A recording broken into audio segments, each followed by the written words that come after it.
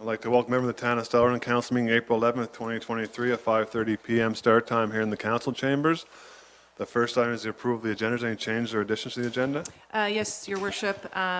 Dean's was slated on the agenda to present tonight, and they had to postpone. Okay, thank you. So we'll take out the presentation. Is there anything else to add or take away? We'll make reports from staff, number 6, correspondence 7, committee of the whole 8, policy 9, Pictou County age-friendly 10, open forum 11, next council 12, and adjourn 13. Okay, with that, can I have a motion to approve, please? So move, Your Worship. Moved by Councillor Penn, seconded by Deputy Mayor Knight. All those in favor signify by saying aye. Aye. Contrary minded, most carried unanimously. Thank you. The minutes are next. They're attached. They're distributed electronically as well. Is there any errors or omissions?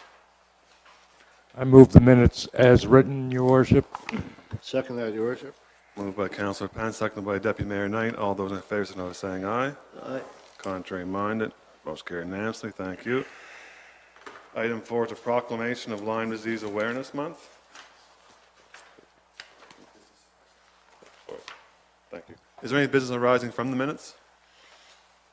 Okay, hearing none, we'll move on to the proclamation, Lyme Disease Awareness Month. I'll read the proclamation.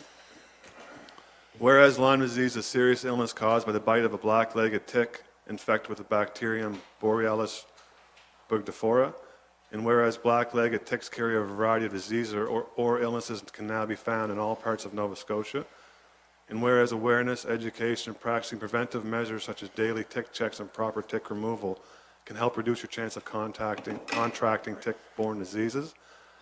Therefore, be it resolved that I, Mayor Daniel McGillivray, and Stellarton Town Council do hereby proclaim May 2023 as Lyme Disease Awareness Month. With that, can I have a motion to accept that, please? I so move. Go ahead, Sue. I'll second that. Moved by Councillor Wan, seconded by Councillor Campbell. All those in favor of saying aye. Aye. Contrary minded, most carried unanimously. Thank you. So with that, we'll move on to a virtual presentation from the AIM Network, Matt DeLorme.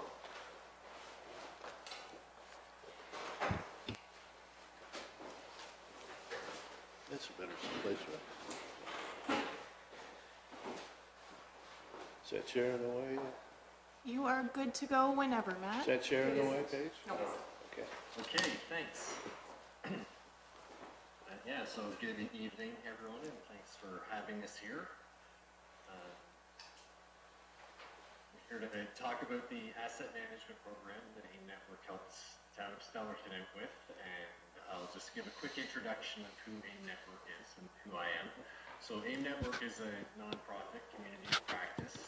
We do training, education, and technical assistance with municipalities to help out with advancing the practice of asset management across Atlantic Canada. So we're active in all 4 Atlantic provinces, and we work mostly with smaller and medium-sized municipalities. I'm AIM Network's executive director. Before working with AIM Network, I worked in engineering consulting as a civil engineer, primarily around municipal and provincial infrastructure, working on roads, water systems, wastewater systems, and stormwater systems. So I'm going to go through tonight and just give a summary here of what we did with the program and what some of the outcomes were from it and what that means for the residents of Stellarton. So the first thing I want to just have a chat on is to say exactly what I mean when I'm talking about asset management in a municipal context. So really what we're talking about is sustainable service delivery. So municipalities exist to provide services to the residents, things like clean water, somewhere for the wastewater to go, recreation, transportation to get people and goods and services in and out of the community. And in the past, across Canada, we built a lot of infrastructure without considering as much as we should have as what was going to happen in the future. So we built a lot of new infrastructure and didn't think too hard about what was going to happen when it started to reach end of life. That time is now. Across the country, we're running into a situation where lots of infrastructure, bridges, water lines, sewer lines, treatment plants that were built between the 60s and the early 80s are now starting to approach their end of life. And the federal government did a study back in 2015 and came up with a very sobering statistic that about half of that infrastructure was projected to hit end of life by 2027. So that made a big push from the federal government to ask municipalities to start looking at asset management planning, essentially so that we know that people in the future will be able to enjoy the same service levels that we have up till now. Why the focus on municipalities? Well, out of all that infrastructure they looked at, about 60 to 65% of it was controlled by local governments. So they could really see that with all this infrastructure in Canada that we needed to be thinking about how we were going to replace it. The majority of it was in municipalities, local government, and particularly smaller communities that didn't necessarily at the time have the time or resources in order to address those infrastructure demands. Just to give you some numbers, right now the average estimate of infrastructure deficit in Canada, the amount that we need to invest in infrastructure that's nearing its end of life, is somewhere in the upper hundreds of billions of dollars, somewhere around $180 billion. And there's a range of estimates, but that's the average of it. So it's definitely something we need to think about. The good news is that Stellarton has taken a lot of steps in order to understand what is going on with the infrastructure and really make good, sensible decisions in the future. So one of the main things that drives this, and councillors, I know that you're aware of this, but I thought I would leave this in for anyone from the community who is watching, is that there is an asset management policy that really lays out how Stellarton is going to manage their assets. And so the first thing is that it's going to be based on service delivery to customers. So knowing that those assets are there to provide services to residents, all of the decisions are going to be based on what that means for those services being delivered to customers. And that goes to what services are delivered, whether it's recreation, indoor, outdoor, trails, roads, new water lines, existing water lines. But that's going to be the main focus of how those decisions are going to be made. The second one is taking a comprehensive view. So understanding that you can't make a decision on one piece of infrastructure, like a water lines, without impacting your ability to support projects that have on other assets, like facilities or your wastewater system or your roadways.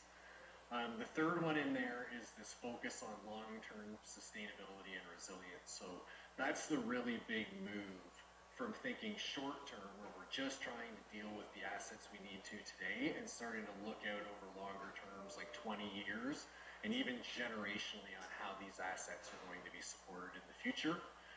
That leads us into the fiscal responsibility and decision-making, which just means we're going to make decisions on these assets in a way that we can afford it over the long term, and we're going to think about what kind of debt we need to take on, what the cost to residents is, what that means to utility rates and tax rates, and make sure that those decisions tie together that with that targeted service delivery. And then the last piece here is continuous improvement. It was kind of surprising when I first started getting into this that many municipalities didn't even have a catalog of what assets they own, much less understanding what condition they were in, when they might need to be replaced, and how much that was going to cost in the future. But it started to make more sense. Asset management and service delivery is very old field. It's been around for a long time, but most places that use it either have very specific business function. Mines are really good at this because they want to basically operate for 20 years and then fall apart the second that last piece of ore is taken out of the mine. So they have this down to a science, down to every nut, bolt, and gasket on what they operate, because they've got a business case to really push to that really fine-tuned delivery. The other place that we see it being very sophisticated is in big utility providers like Nova Scotia Power, because they have a very specific service under very specific parameters. When we get to municipalities, it's a different animal altogether. there's a huge amount of services, none of which are seemingly related to each other. When you look at something like wastewater collection versus recreation services, they're very different, with different concerns, different requirements, different service asks from the community. And there's a lot of it over a lot of asset groups. So it's a fairly overwhelming task. So it's really incredible where Stellarton you've gotten to right now, and as well with the results that we found in terms of how you have been managing your infrastructure. So the continuous improvement is just understanding that this is something somewhat new and unique, and that we'll keep building on this as we go forward in the future as communities.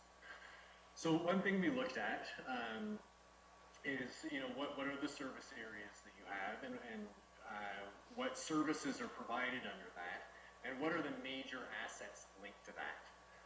I'm not going to go through this whole list in the interest of time, but I did want to give an indication of there's a lot of service areas, there's a lot of different types of assets, and there's a lot of stakeholders who have input into how these services are delivered.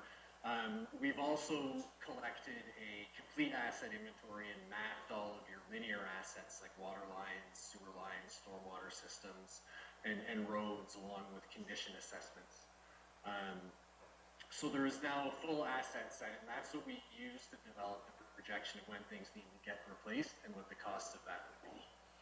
So when we take all these assets and look at the complete inventory, this is what it looked like in terms of the infrastructure that Stellarton owns. So, we're in double-digit millions of dollars for all of the asset classes, except for fleet. There's a little bit less. There's a total of $128 million worth of infrastructure that Stellarton owns and operates. So that is a significant amount of dollars for a town the size of Stellarton to be able to manage. And I always like to put this up because it gives a really good appreciation for what municipal staff are doing and dealing with. It's an incredible amount of infrastructure to keep running, and typically we as users of that infrastructure don't really see it when it's working well. We don't really think too much about the fact that there's water lines and sewer lines under the ground unless they're breaking or plugging up.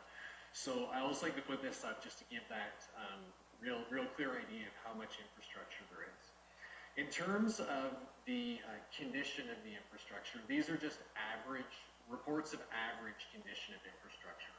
And what you're seeing here, so when we do the ranking of condition, or it's actually, I shouldn't say condition, it's the probability of failure. What do we think the likelihood is that infrastructure is going to fail in the next 5 years, where 1 is there's almost zero chance. There's a negligible, as close as we can get to, it's not going to happen. And 5 is that there is a, more likely than not possibility. It doesn't mean that it's going to fail within our planning period, but more likely than not. And when we're looking at the middle range of that, it means that it's not likely that it's going to fail, but understanding that infrastructure is aging and under service demands, that there is a possibility, but we use that in planning to see when we're going to fix things. And typically when things are in that middle ground, we're not looking at that as something that's an urgent place in its lifespan. So the reason I wanted to explain that is what you'll see is that most of the infrastructure is better than a condition 3. What this tells me right off the bat is that historically, Stellarton has done a pretty good job in terms of managing infrastructure and keeping up on things when it needs to be replaced. It's not uncommon to run into municipalities where I see a lot more 5s in here, particularly with roads and water systems.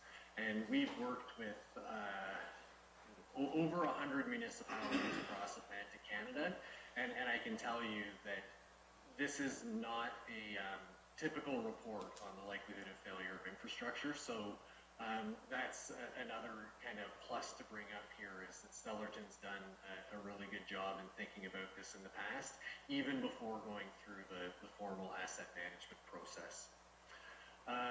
When we take that information and start looking at what the 20-year projections are for replacing infrastructure, so we take those probabilities of failure and then we start to project ahead based on the expected life of infrastructure and what its current probability of failure is. We start to think about when might it be appropriate to replace that. And what you're seeing here in the different colors is different types of assets. So transportation is in the orange, and we see a lot of big jumps in there because roads tend to last less time than other infrastructure. The yellow here you're looking at is potable water, green is facilities, blue is the sanitary lines. Those details aren't too important to get into right now, but what I would like to look at when we look at things like this is that because the infrastructure has been managed well in the past, you can see that there aren't a lot of demands in the next 10 years. That means that there is a lot of really urgent work to be done. Very good piece of news. However, you can see that as we get out into that 10 to 20 year range, that now is not the time to let up on those past efforts, because if you do that, then it means that your investment requirements are going to jump quite substantially in that 10 to 20 year period. And when I say that the infrastructure requirements are going to jump, those types of things can be linked up with things like rapidly lowering service levels, more breaks in water lines, more sewer backups, more problems with water treatment, more operations and maintenance costs, all of which can translate into impacts on municipal taxation rates. So the way that we typically look at this is, rather than waiting and only addressing the projects in the near term and waiting for these big jumps, is we look at what's the average requirement over 20 years to develop this infrastructure program. And it's likely very hard for anyone looking at a screen to see that, but it's about $2.5 million a year, and current investments in infrastructure are running somewhere around $2 million or just above. And I'll speak to that little gap in there in a moment. But long story short is that you're relatively close in terms of your current investment and what would be required to sustain your infrastructure over 20 years. So what does this mean as a resident in Stellarton? So one, the town has been investing sufficiently in assets. I'm really pleased to be able to come see that, because it's definitely not all the case. Your current investment levels can support those future needs, and I've just said in there with targeted asset planning. And what that means is that we need to keep up this information that's been collected. Luckily, the hard part's been done, where we've got the system set up, where we have all the inventory collected. Now it's just a matter of keeping it up to date as time goes by. And what we want to do is make sure that we're continually looking at operations reports on how often water lines are breaking, when they're getting called out for sewer backups, because we often see infrastructure lasting longer than we would expect it to for its expected useful life. So what we want to do is leverage that extension of life of the right pieces of infrastructure and only go fix the ones where we're starting to see operation indicators that they're failing. And that means that the current investment level should be able to support that 20-year plan, and we're not too worried about that small gap in current investment and projected investment. One thing that I should mention here is that in these asset management planning activities, we're only considering capital investment, not operations, maintenance, or human resources required. That does get all built into the budgeting as well. But I just wanted to be clear that we're not speaking to that right now. We're just talking about rebuilding of hard infrastructure. And the last thing is that with all this information, we can start thinking now when questions come up about extending or building new infrastructure to extend water or sewer lines, or building new facilities, we can think about the life cycle cost to support these assets. And one thing that we run into really commonly is something like, we wanted to build a brand new facility. Sometimes you can get a lot of funding from the federal government for that and only pay about 10 cents on the dollar to build a new facility, which sounds great. Why wouldn't you do it? Well, the reason is that 60% of the cost operating that building actually happens after it's built. Operations, maintenance, staffing, programming. So what we want to do is, before making those decisions, is look at how we're going to support that additional cost of new infrastructure, and how is that going to impact our ability to deliver those 20-year plans of infrastructure upgrades. So all the information is there to do that now. Because AIM Network is a training and education organization, we've worked with staff as we've gone through this, involved them in all of the processes as we've gone through. So when we pass all this information on, it's there for the town to continue keeping it updated. Another unique thing we do as AIM Network is that all of our tools and resources and projection spreadsheets, because we're a nonprofit organization, we provide all those for free to any municipality that would like them, and also any updates that come in the future are free as well. So we provide all the raw information to the town so that you can continue using it in the future, whether we're there or not. Just to touch on another piece of this we looked at, we did something called a level of service assessment. For anyone who's not familiar with that, we're just looking at how those services are delivered. And I've got a sample here of something that we would look at, is that with your water supply, we look at a characteristic called capacity and availability, and just, is there enough water for customers' needs, right? And we did come up that there are occasionally water restrictions because of limitations on the East River, which I'll talk about with natural assets in a couple of slides. And we've sort of found that that's fine for now, and that would be fine in the future, but there is a sustainability gap. That is, it's a threat in the future, because we're expecting with climate change to get hotter and drier summers, so there might be a risk to that service level. Other service level or service indicators are things like how often you see degradation of the roads, do your recreation facilities have the right amount of programming, and we've gone through a full report on all of that to determine what capital projects are a priority. Mention natural assets. This is something that's a new area of asset management planning. It used to only look at things like pipes and buildings and roads and kind of hard and engineered infrastructure. There's a big movement now to start looking at when natural assets are contributing to our services. And there was one in particular under this project, is we wanted to look at natural assets related to water supply, because we knew that there was an issue with the East River. So the town of Stellarton was originally built with reliance on the East River for the water supply. Since that happened, a long time ago, there was new regulations in place from Nova Scotia Environment, and I won't go into all the technical details, but basically they brought in new restrictions on how much water you can pull out of a river. And what it means is that the town, although it was built on that water supply, was no longer in compliance for the amount of water that was being drawn out of the river. So that current risk of the river flow levels dropping below that where it's permitted to take water out of it is actually going to get, it's going to be aggravated in the future by climate change, because we're essentially getting water at the wrong time of year. So we're going to get more water, more rainfall in the fall and springtime, and we're going to get less rainfall in the summer when it's critical to get that supply. So we started to take a look at what natural assets can contribute to water supply to the town of Stellarton. And what we came up with was that you can take it from river, you can take it from groundwater supplies and aquifers, you can take it from lakes, and you can also build man-made structures to provide that water supply. So looking at the potential solutions when we looked at those natural asset capacities, we looked at a few options. One could we store water so that the water supply is not interrupted during low flow? I mentioned that we have lots of water at the wrong time of years during big rainfalls in the fall and the spring. Unfortunately, the current storage systems are not anywhere close to having the kind of capacity we need.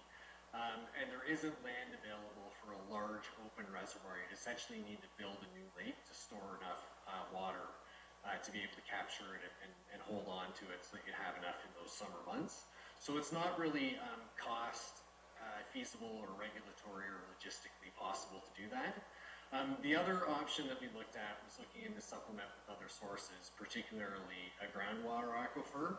And again, I'm not going to go through all the technical details, but the punchline to this was that there is insufficient groundwater supply to support what you need in terms of your peak water supply. So that brought us to a third option here, which is to leverage an existing connection with the town of New Glasgow. And that sounds very simple, but what you need to keep in mind is that New Glasgow is looking at these same considerations with their own residents in terms of do they have enough water from their reservoirs and what infrastructure do they need to support that. So there's a fairly lengthy discussion that needs to happen in terms of seeing what they would need to change or upgrade, what the cost of service would be, and to see if there could be an agreement between the two municipalities on that water supply. So right now that's the main feasible option. And really what that tracks back to is some other natural assets, some land-based surface water that New Glasgow is drawing from. So seeing if you can leverage that system in order to solve your longer-term problem of water supply. The good news is you're getting by okay now. Nova Scotia Environment understands that there's an issue, so they're being flexible and agreeable in terms of working with the town in terms of moving towards a resolution there. So the final outcome of this whole project is a capital plan, which I'm not going to present everything from now, but it is a document that we're providing to the town that basically discusses what the purpose of that plan is. I went through that at the beginning, is that long-term service planning, making sure that you're putting that policy in place to manage your assets so that it aligns with your long-term strategy for what your community is going to look like in the next 20, 50, 80 years. It talks a bit about where the revenue sources are to support this infrastructure, from municipal taxation to utility rates to funding from provincial governments, federal governments, special use funding from places like Atlantic Canada Opportunities Agency. Then it goes into regulatory requirements that talks about what the regulatory minimum is to own and operate this infrastructure. And then we really get into the details on how we prioritize infrastructure. So there's a risk assessment that talks about the aging infrastructure, what the likelihood of failure is, something we call the consequence of failure. That's how bad is it if it fails, and the level of service assessment that we did with town staff. And from that, we bundle all that together and come up with some capital works recommendations. And we've had some back and forth to make sure that we align those capital works recommendations in line with your current budgeting approach, because what you're investing for capital works and infrastructure is sufficient to deliver that 20-year plan. So we've just kept in line with that and haven't needed to recommend any changes to it. And then it finally closes with a financial summary on your capital planning activities, whether or not we see any major issues in the future, which we don't, and then ties up with the continuous improvement program, which basically says, with all of this infrastructure and all the assessment we've done here are the few things that you need to do as you go into the future to keep it all up to date, because it's a lot easier to keep all of this information up to date once it's done than to start over and do it in the first place. So with that finalizes my overview of the project. And Paige, I don't know, does this open up for questions, or is this a closed session? We can certainly take questions if there are any. I'm Council? happy to answer any. I can talk about this stuff all night. So thank you. Thank you to Matt for the presentation. He did present to council a few weeks ago, and we thought it was very important information the whole town, the residents should be shared with. So that's why we had the presentation tonight. And is there questions from council? Yeah, we can put this presentation on our website. Your Worship, just a quick question for Matt. That $2.5 million a year capital investment to maintain our infrastructure, does that take into account all of the inflation that's been happening in the last couple of years? and could continue going up, or is that historical number? Yeah, so that is in 2023 dollars. Oh, sorry, it does, yes, that does include inflation over the last couple of years. We did do an update to adjust our costing for what happened in the last couple of years. That amount, though, doesn't consider the future inflationary pressure. So when we present those amounts, those would be in 2023 dollars, expecting that you would need to index that to inflation as time goes on. But we did adjust our cost of construction based on 21 and 22 and what we saw there in doing the projections. Perfect, thank you.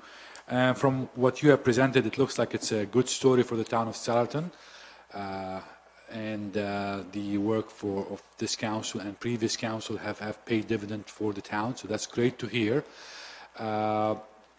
The other question that I have is about the water. So you're saying that the regulation for the Environment Canada has been updated a few years ago not to allow us to withdraw a certain amount from the East River, and then there's three options. One of them is store the water in the lake. The other one would be to create maybe 10 wells 500 meters apart, and the third one is to get from New Glasgow. And did we exhaust all of our options for this dilemma that we're in, I guess, or is these just three options that we have? So we did, and so basically they just came down to the first one, logistically finding the land. First, you'd be outside of town boundaries for sure. So you would have some regulatory and jurisdictional issues there, as well as needing to bring the water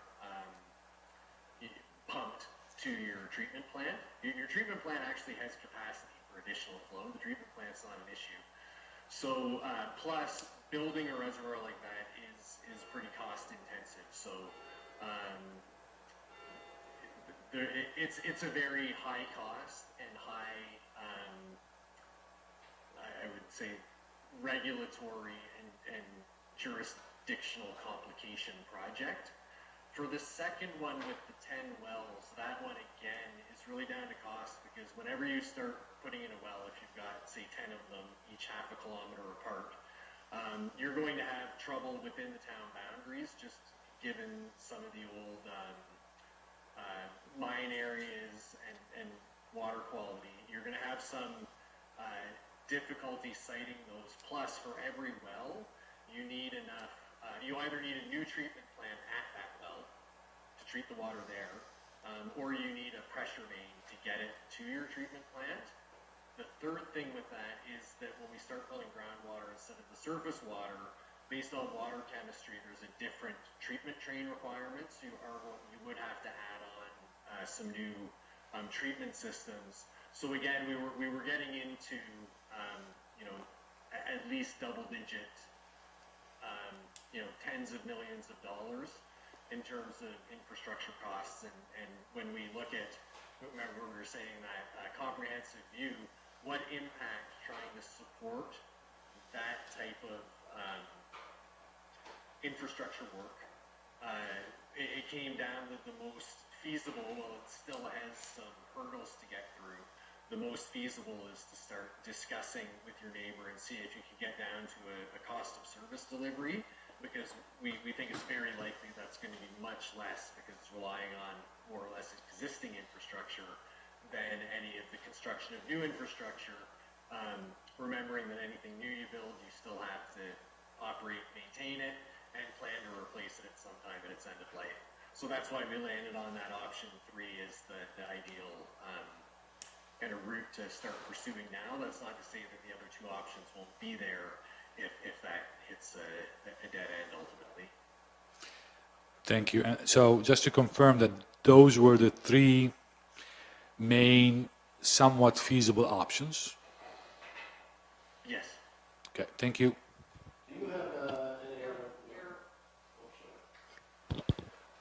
Do you have other municipalities that have similar problems that you've dealt with or aware of? Yeah, well, do you mean specifically with the water supply? Yes. If not off the top of your head, if you do come up with some, Off the top of my head, I can't think of anyone who's running into that immediate issue because most places that we've worked with are either taking out of a lake water source or a groundwater supply. okay. No, I just wondered if you had one that we could look at, a model that we could look at, perhaps. Oh yeah, no, I would have been it would have been in there if I'd run into it. Okay, thank you. Okay, if there's no further questions, we'll thank Matt for his presentations, very informative. So thank you, Matt, and and the council's very pleased with the asset management plan, the way it's working out for the town of Stellarton. The staff's doing a great job with that, and so is the collaborative group. So thank you, Matt, for all your work. We appreciate it. Yeah, well, thanks a lot. We appreciate working with you guys. It's been great. Okay. Thanks, Matt. Thank We'll you. talk The soon. rest of the evening. Okay. Bye.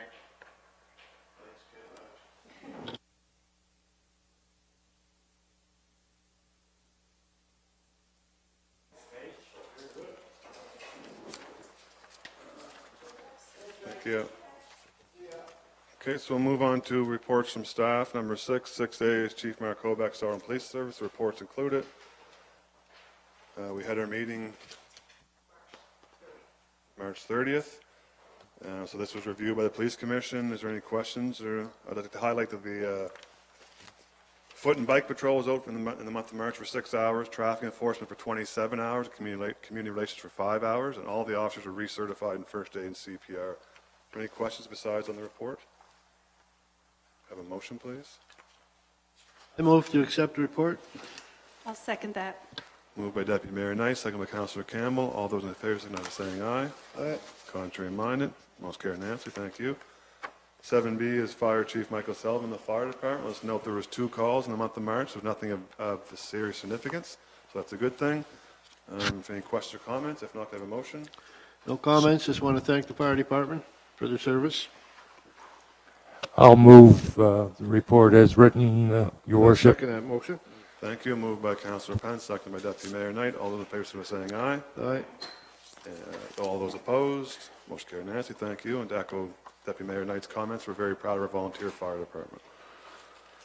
6C, Paige Draper, Marketing and Communications Report is included. I'd just like to make mention a few things. The Heritage Room is fully repainted, the 3rd floor of the library. She's been working to organize, display, and clean the rest of the room and the artifacts. We're close to opening, still have a few things to do. We do anticipate being open for July for the homecoming. There's some interesting stuff up there for Stellarton residents to see. Speaking of homecoming, the dates this year are July 26th to 30th. It'll be a similar schedule to previous years. One confirmed sponsor, Atlantic Lotto. Chad has also been confirmed. They'll provide the transportation from the night of the Saturday night of the dance. And the Go Clean, Get Green initiative is happening April 17th to 21st, and it's the 20th year for the event. Any other questions or comments on the report? I so move, Your Worship. I'll second that. Moved by Councillor Lewan, seconded by Councillor Campbell. All those in favor, signify by saying aye. Aye. Contrary minded, most carried. Nancy, thank you. 6D, Blaine Murray, Town Engineer. I'll just mention that the 10-year, this is for the water utility, which we just discussed in Matt's report. The 10-year system assessment report was due April 1st. This is a report required by Nova Scotia Department of Environment and Climate Change. The overall intent of the system assessment is to verify the municipal public drinking water supplies meet current environmental standards, which are frequently updated and enhanced for public health protection, and the minimum requirements set on the Nova Scotia treatment standards for municipal drinking water as amended from time to time. This was done by a third party, and the report indicates the utility is in compliance with regulations with only minor recommendations. That's more good news for our water treatment. Any questions or comments on Blaine's reports? Oh, no questions, just want to thank them for the great job they did this winter in keeping the sidewalks and streets clean. We didn't get any negative feedback on that anyway. And there wasn't a whole lot of snow, there's a whole lot of ice, so they did a really good Yeah. job of keeping us safe.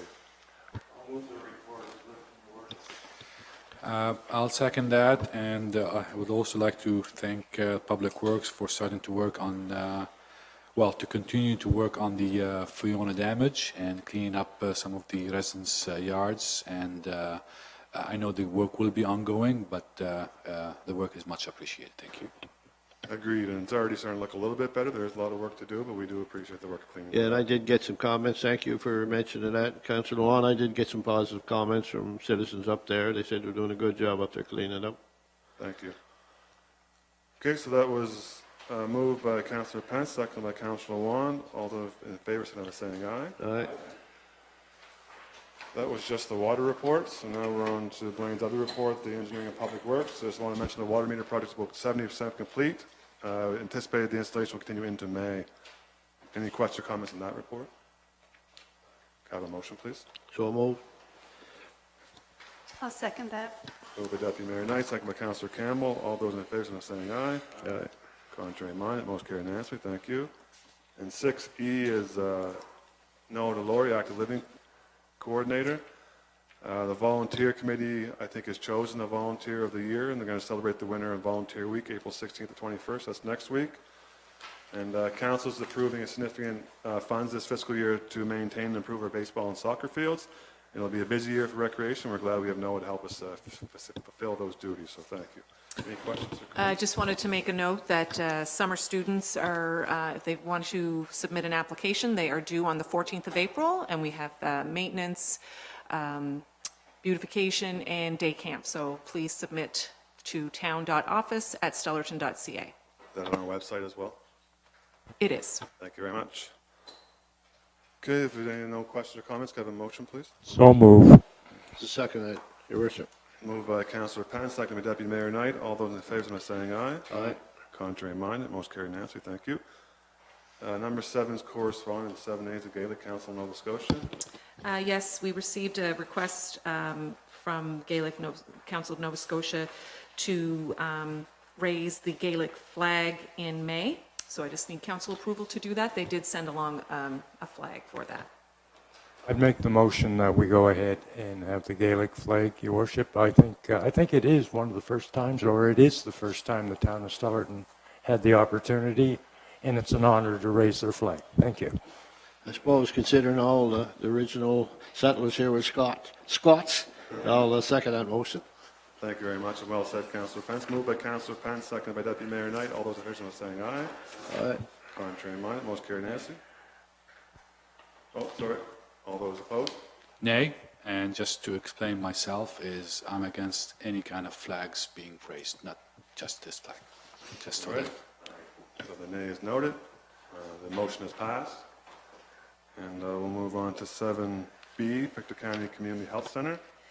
Yes, the Pictou County Community Health Center Society is hosting their first annual general meeting on Wednesday, April 19th from 1 to 3 at the New Glasgow Library multi-purpose room. Their special speaker for the event is Lorraine Birch, who is the executive director of our health center in Chester. She will be sharing the work her community of Chester and area undertook to establish their community health center. So that's for council's information. Thank you very much. We had a presentation maybe a year ago now, something like that, from the gentleman who was spearheading this, and we encouraged him to continue. So it's nice to see that there's been progress made, and they have their initial AGM, it sounds like. So that's great. 7C, Municipal Affairs and Housing. Yes, we received a notice on March 31st that the Department of Municipal Affairs and Housing has approved a grant of $477,659 to support infrastructure investments in the town of Stellarton, and it's called the New Sustainable Services Growth Fund. The money has to be spent by 2025. And some examples of eligible projects include expansion of renewal of water and wastewater treatment, storage and distribution systems, solid waste management, infrastructure, active transportation, trails and sidewalks, or accessibility retrofits to municipal buildings. And again, that is for council's information at this time. That's just for information, is it? At this We time. can't make a motion on where to use it? No, No. not yet. Okay. I just want to say, Your Worship, maybe we can send a letter of appreciation. This is the second time that the provincial government in the last couple of years have provided us with such a fund.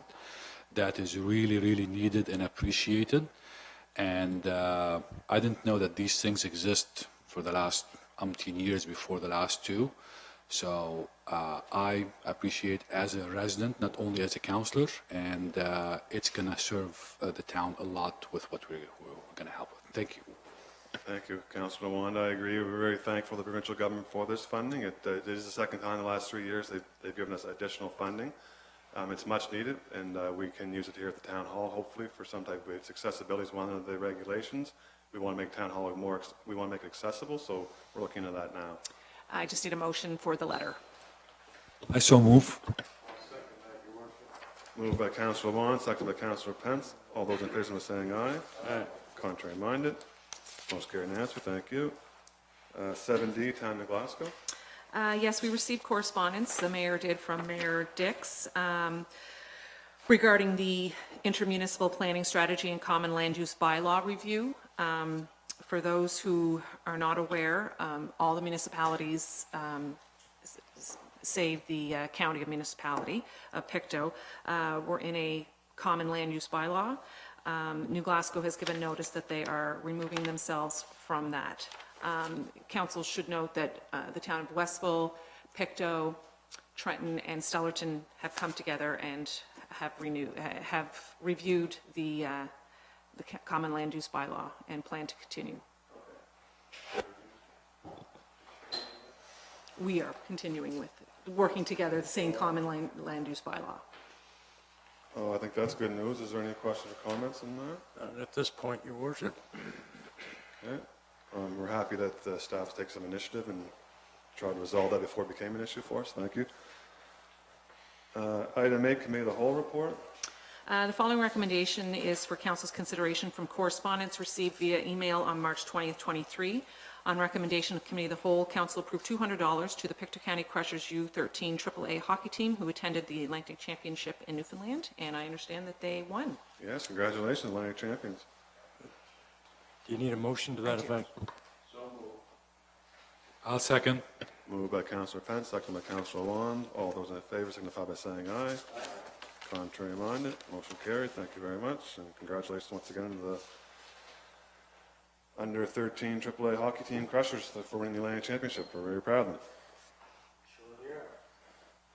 So we'll move on to public policy participation engagement. So this was introduced to Council a couple of months back, and this is just the actual public participation engagement policy. Section 204 of the Municipal Government Act requires municipal councils to adopt a public participation program before undertaking the preparation or amendment of development agreements or planning documents.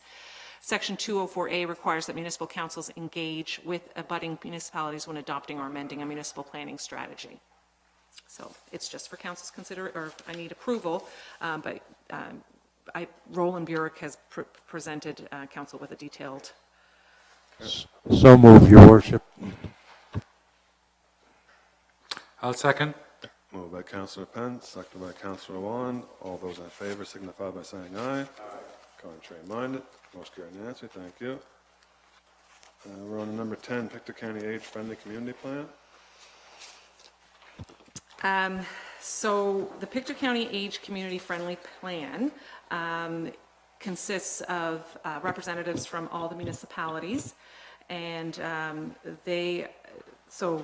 Paige Draper is our representative on that. So they have come up with this plan, and they are asking council to adopt the plan. And So actually, this time I read through it, and I don't have a problem with the plan. It deals with a lot of things that we're dealing with in accessibility, whatever have you. I mean, it's good to have yeah. Yeah, I'm going to make a motion on it, yeah. So that all the towns can come together and at least have have a common, yeah, so with accessibility, whatever have you, anything, and it'll bring people on board to look into, and the more voices that are there to look into accessibility, and I mean, as you know, there's things that you see that I don't see and whatever have you, so yeah, I'll make a motion on it. I'll second that, Your Worship.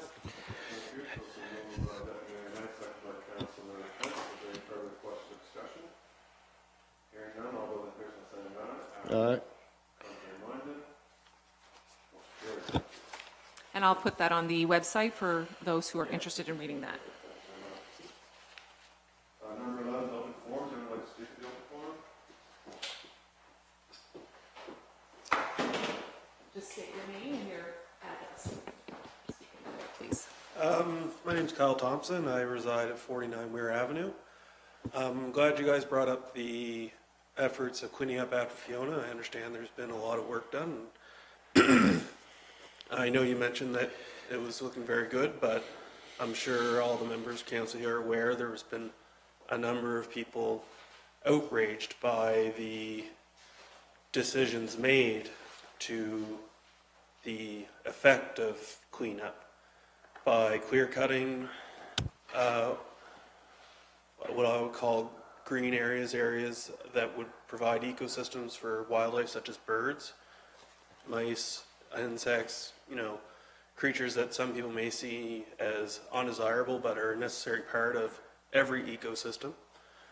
And the decision made by the council to completely eradicate those areas has been detrimental to the areas I live in, and it's been upsetting for a lot of the residents. There was a claim of information being shared about the intent.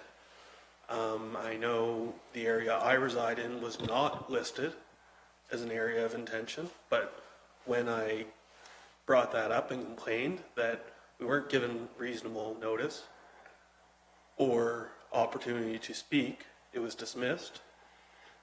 And I'd just like to know what is the intent of the council to repair those areas that have now been clear cut. I know, in this county, we've closed down a major economic position with the pulp mill, and a lot of people claim that was in protection of environmentally friendly actions, and then the town making decisions that are in complete contradiction of that intent, I believe, and a lot of my neighbors believe as well. So I guess my first question would be, what is the intention to clean up the, I would say, disaster area of the zones that have been cleared? Because there's stumps that have been left at sharp angles that are an impalement hazard, and there are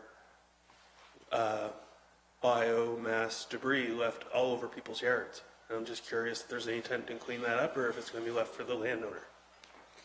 Okay, thank you. It's not usually back and forth, but I'll answer your question. We do have a plan to, we're going to look into, we are cleaning up currently as we're going along. We also have a reforestation plan, so we're looking at reforesting parts of the areas that were cut down. The reason for the cutting was we didn't want trees falling on people's houses the next time there's a big windstorm. So that's what the reason was. It wasn't we decided to go clear cut a bunch of trees just because we wanted to. There was actually a reason that we had to do it. Otherwise, we had a lot of liability reasons. But that's where it's at right now. Thanks for your comments. May I retort?